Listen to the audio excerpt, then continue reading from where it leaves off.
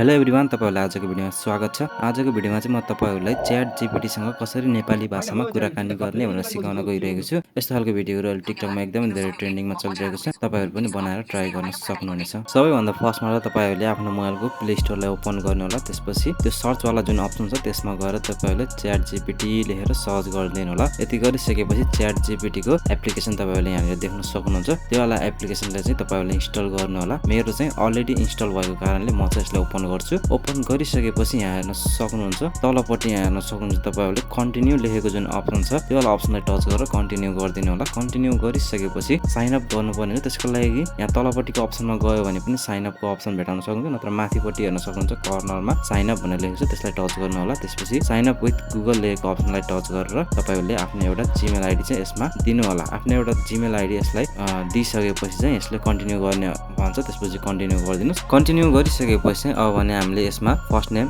Last name र date of birth चाहिँ यसमा दिनुपर्ने हुन्छ। तपाईहरुको जे छ त्यही राख्नु होला। यसमा राखिसकेपछि चाहिँ तलपट्टि कन्टिन्यू वाला अप्सन फेरि देख्नुहुन्छ, त्यो वाला अप्सनलाई टच गरेर कन्टिन्यू गरिदिनु होला। यति गरिसकेपछि तपाईहरु ChatGPT को होम पेजमा आउन सक्नुहुन्छ। त्यसपछि यहाँ साइडमा हेर्न सक्नुहुन्छ जुन एडभान्स भोइस मोड लेखेको अप्सन छ, जुन भोइस वाला लोगो देखाइरहेको छ त्यसलाई चाहिँ टच गरिदिनु होला। त्यसपछि यहाँ तलपट्टि हेर्न सक्नुहुन्छ फेरि कन्टिन्यू वाला अप्सन आएको छ, त्यसलाई टच गरेर कन्टिन्यू गरिदिनुस्। यति गरेपछि यो माइक्रोफोनको सेटिङलाई पनि यसलाई इनेबल गरिदिनु होला। इनेबल गरिसकेपछि यसले चाहिँ तपाईहरुलाई यसमा भएका डिफरेन्ट भोइसहरुको अप्सनहरु दिनेछ। यिनीहरु मध्ये तपाईहरुलाई कुन चाहिँ अप्सन राम्रो लाग्छ, कुन चाहिँ भोइस राम्रो लाग्छ त्यो भोइसले चाहिँ यसमा सिलेक्ट गरेर यहाँ तलपट्टि डन लेखेको अप्सनलाई टच गरेर डन गरिदिनु होला। यति गरिसकेपछि अब भने तपाईहरुले यसमा कुराकानी गर्न सक्नुहुन्छ। सुरुमा चाहिँ यो तपाईहरुसँग इंग्लिशमा बोल्ने छ। तपाईहरुले चाहिँ यसमा सोध्न पर्ने हुन्छ, जस्तै like hello ChatGPT, can you speak Nepali language अथवा do you know Nepali language. यसरी तपाईहरुले यसलाई सोध्नु भयो भने चाहिँ यसले चाहिँ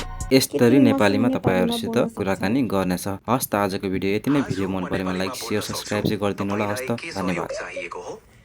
तिम्रो नाम के हो? मेरो नाम ChatGPT हो। तपाईलाई अर्को केही जान्न मन छ? तिम्रो नाम आजदेखि राम ल? धन्यवाद। तपाईको नाम के हो त? हैन, तिम्रो नाम मात्र